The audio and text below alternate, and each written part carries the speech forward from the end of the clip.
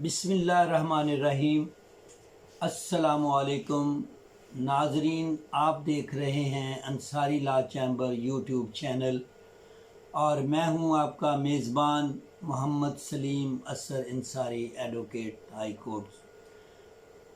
और आपसे मैं मुल्तमिस हूं कि आप मेरे इस चैनल को लाइक करें, शेयर करें, कमेंट्स करें और सब्सक्राइब करें ताकि आप तक मेरी जो है वीडियो पहुंच सके और आपकी मुझे रहनुमाई मिल सके ताकि मैं बेहतर से बेहतर जो है वीडियो जो है वो आप तक पहुंचा सकूं। नाज़रीन इकराम, मेरी पिछली वीडियो जो थी वो थी शेरर के बारे में, जिसको हम हिस्सादार कहते हैं। विरासत में मरने वाले के जो वारिस हैं, तीन किस्म के वारिस हैं। एक है शेरर, एक है रेजिड्यूरी और एक है डिस्टेंट कैंडर। अब मैंने वो शेरर के बारे में तो आपको बता दिया है पिछली वीडियो में। अब मैं आपको बताता हूँ रेजिड्यूरी। रेजिड्यूरी के अगर आप देसी ज़बान में अगर इसके आप मानी ले लें तो ये दूर के रिश्तेदार हम इसको कहेंगे। तो इसमें जो शेरर जो हिस्सेदार हैं उनमें बाप है, बेटा है, भाई है, चचा है और इस तरह पोता है और ये मामलात हैं। अब होता ये है कि अगर शेरर में इस्लाम ने जो बेटा है इसको शेरर में नहीं रखा, बेटी को रखा शेरर में। अगर बेटा मौजूद है तो फिर बेटी जो है शेरर में जब आती है तो वो बेटी जाके मिल जाती है रेजिड्यूरी में भाई के साथ। तो उसका नतीजा ये निकलता है कि भाई और बहनें सारे का सारा जो है वो मैयत का हिस्सा जो है वालिद वालदा या दादा दादी, जिस तरह मैंने पहले तकसीम बताई है, उसके बाद ये सारे का सारा हिस्सा ले लेते हैं। रेजिड्यूरी का बेसिक प्रिंसिपल ये है कि जो इन्होंने तरतीब बनाई है, पहले बेटा है, फिर बेटे का बेटा है, फिर फादर है जिसको हम पहले सन जिसको कहते हैं बेटा, फिर उसका ट्रू ग्रैंड फादर है, फिर फुल ब्रदर है। ये तरतीब उन्होंने बताई हैं, नीचे तक जाती हैं लेकिन अमूमन 3-4 जो है ना वो मोस्टली होती हैं। तो इसमें प्रिंसिपल बेसिकली ये है कि अगर बेटा है तो सारा जो जायदाद का हिस्सा बेटे को मिल जाएगा, नीचे किसी को नहीं मिलेगा जो नीचे आ रहे हैं। उसके अलावा अगर बेटा नहीं है तो सन्स हैं तो फिर उसको वो मिल जाएगा। अगर बेटा नहीं है, उसके बेटे भी नहीं है, तो फिर फादर को चला जाएगा रेजिड्यूरी के तौर पे। तो इस तरह इनकी ये सादा सी टेक्निक। अगर बाप नहीं है तो फिर ग्रैंड फादर को चला जाएगा, अगर ग्रैंड फादर नहीं है तो फिर मरने वाले की फुल सिस्टर जो उनको चला जाएगा। ये सादा सा असूल है कि जो शेरर के अलावा हिस्सेदार हैं उनको ये हिस्सा चला जाएगा।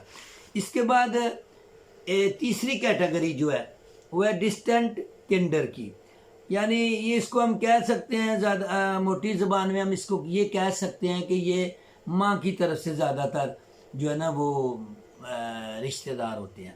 इसमें बेटियों की औलाद हो सकती है, मामू हो सकते हैं, खाला हो सकती है, फूफी वगैरह हो सकती हैं।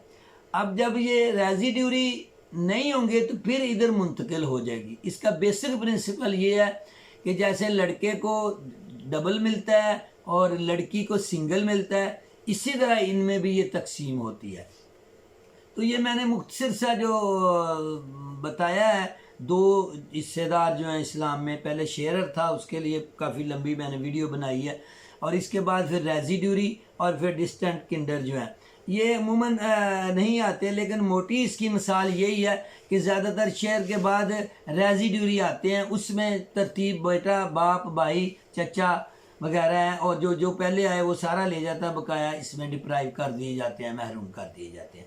अब एक मसला अमूमन जहन में आता है, वो लीगल में आपको बता देता हूँ कि बाज़ वक़्त होता है ऐसे है कि एक शख्स जो है वो फौत नहीं हुआ, उसके बेटे हैं, बेटियां हैं, बीवी है, वालिद है, लेकिन वो कहीं गायब हो जाता है, मिसिंग पर्सन हो जाता है, वो कहीं हादसे में फौत हो जाता है, उसकी कोई इतला नहीं होती, किसी अखबार में कोई उसका डेथ सर्टिफिकेट नहीं होता। तो उसका क्या तरीका है?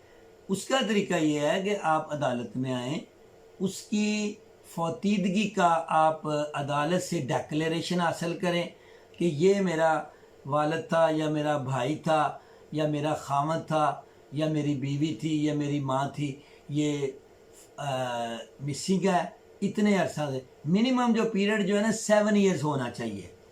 تو اس کے لیے اخبار اشتہار یہ وہ سارا آپ کو طریقہ کرنا چاہیے. اس کے بعد آپ سول کورٹ میں آ کے اس کی ڈگری لے لیں تو کورٹ اس کو ڈیڈ جو ہے وہ ڈکلیئر کر دے گی. پھر اس کی وراثت اسی طرح تقسیم ہوگی جیسے ایک مردہ آدمی کی وصیت کے مطابق جو ہے اسلام نے جو طریقہ بنایا اس کے مطابق وہ تقسیم ہوگی. ناظرین، ایک مسئلہ ہمارے پاکستان میں آج کل بہت تیزی سے پھیل رہا ہے اور وہ مسئلہ علم کی کمی کی وجہ سے ہے. وہ یہ ہے کہ اکثر باپ کی موجودگی میں اس کے بیٹے، اس کی بیٹیاں، اس کی بیوی اس کو کہتے ہیں کہ مجھے حصہ دو جی. حالانکہ اسلام میں کوئی ایسا کانسیپٹ نہیں ہے کہ جس کے نام جائیداد ہے وہ ابھی زندہ ہے اور جنہوں نے اس کے مرنے کے بعد حصے دار بننا ہے، وراثت لینی ہے، وہ اس کی حیاتی میں ہی جناب اس سے مطالبہ شروع کر دیں. اکثر ہمارے پاس کیسز آتے ہیں کچہری میں کہ جی بیٹا جو ہے باپ کے ساتھ اس لیے لڑ رہا ہے کہ میرا جو حصہ بنتا ہے اس میں سے مجھے دے دو. بھی آپ کا کون سا حصہ بنتا ہے؟ آپ نے کوئی کمایا ہے؟ آپ نے کوئی اس کو اپنے والد کو کوئی چیزیں لے کے دی ہیں؟ یا جو چیز والد کے نام ہے وہ سب کی ہے. جب وہ اس دنیا میں نہیں رہیں گے وہ سب کو ملے گی. پہلے کسی کو کوئی حق نہیں پہنچتا کہ اگر کوئی والد موجود ہے، والدہ موجود ہے، اس کے نام جائیداد ہے تو وہ بیٹے یا اس کے وارث آ کے اس کو تھریٹ کریں کہ جی یہ مجھے میرا حصہ دے دو. اور اکثر ایسا ہوتا ہے کہ والدین یا والد تنگ آ کر وہ ایسا کر بیٹھتے ہیں کہ تقسیم کر دیتے ہیں، اس کو اس کی جائیداد دے دیتے ہیں، سب کو اسی بہانے دے دیتے ہیں تاکہ میں اپنی حیاتی میں ہی جو ہے یہ تمام معاملات جو ہے نپٹا جاؤں. وہ اصل میں غلطی میں ہوتے ہیں. اب ان کا تو کسی کو علم نہیں ہوتا کہ انہوں نے کتنے عرصہ زندہ رہنا ہے. اب جتنے عرصہ وہ زندہ رہتے ہیں وہ بے بسی کی زندگی گزارتے ہیں. تو میری ان تمام احباب کے لیے گزارش ہے کہ آپ کو اللہ نے جائیداد دی ہے، آپ اس کو استعمال کریں اپنے بیوی بچوں کے لیے، بیٹوں کے لیے، بیٹیوں کے لیے، بہوؤں کے لیے، لیکن پراپرٹی اپنے نام رکھیں. جب آپ نے اس دنیا سے جانا ہے تو اللہ تعالیٰ کا بنایا ہوا قوانین جو اللہ کے بنائے ہوئے قوانین ہیں اس کے مطابق خود جس کو حصہ ملنا ہے وہ مل سکتا ہے. لیکن ہم لوگ خود زیادہ عقل مند بننے کی کوشش کرتے ہیں، جس کا نقصان یہ ہوتا ہے کہ میں نے کبھی ایسے لوگوں کو جائیداد دینے کے بعد بے شک وہ سکے بیٹوں کو دیں، سٹیپ کو دیں، میں نے نہیں کبھی دیکھا کہ ان کو کبھی کسی نے سنبھالا ہو.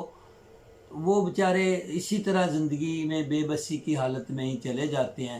تو ایسا نہیں کرنا چاہیے. یہ ایسا اگر وہ کرتے ہیں تو ان نیچرل کا کام کرتے ہیں اور ان نیچرل کام کا نتیجہ پھر اسی طرح ہوتا ہے جس طرح وہ بعد میں بھگتتے ہیں. ناظرین، میری آئندہ ویڈیو بھی اسی قسم کے ٹاپک پہ ہوگی جو اکثر ہماری روزمرہ زندگی کے بارے میں ہوتے ہیں. یہ خاص طور پہ اگلی میری ویڈیو جو وہ بھی وراثت کے بارے میں ہی ہوگی، یا کس طرح جو جائیداد ہے وراثت کی، اس کے بعد کچھ نابالغ بچے ہوتے ہیں ان کا کیا ایشو ہوتا ہے. تو انشاءاللہ تعالی نیکسٹ ویڈیو میں آپ سے ملیں گے. میری آپ سے التماس ہے کہ آپ میری اس ویڈیو کو لائک، شیئر اور سبسکرائب کریں تاکہ میری حوصلہ افزائی ہو سکے اور آپ تک نالج پہنچ سکے. اپنا خیال رکھیے گا. اللہ حافظ.